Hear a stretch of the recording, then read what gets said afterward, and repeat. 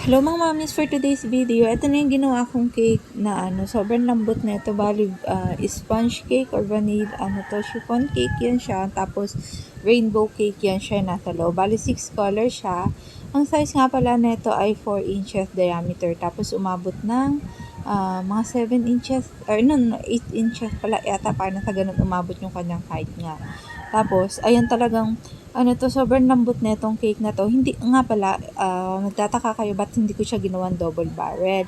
Kasi kapag sa mga ganitong rainbow cake, hindi ko talaga siya ginagawang double barrel. Minsan kasi, hinihiwa ni customer yung cake ng from top to bottom para ba ma-slice nila yung buong kulay na magkakasunod. Kapag ginawa ko siyang double barrel, hindi siya ma-slice ng buong cake kasi nga may hati siya in between. Kaya mapansin nyo, ayan, gumewang-gewang siya.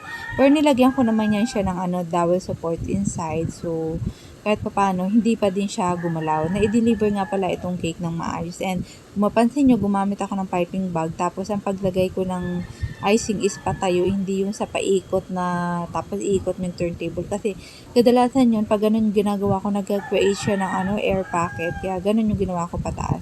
Tapos, yun na nga, minimalist lang to. So, ganyan lang, plain lang talaga yung gusto ng customer na may sprinkle siya. So, ginamitan ko yan siya ng parchment paper. Tapos, parang may wave siya. Dinikit ko ng ganyan. Kapag gagawa kayo ng ganito na may wave, dapat naka-chilled yung, yung cake ninyo para hindi siya ganun dumikit sa, sa parchment paper. So, ganyan na. Very simple lang. Actually, iniisip ko nga yan siya. Lagyan ko ng, ng icing sa ibabaw para mas maganda sana siya, diba? Kaya lang, gusto kasi ni customer parang simple lang, and at the same time kasi kulang na yung icing na whip ko, i-deliver na tong cake na to. So ito na yung kanyang pinaka final outcome with cupcake.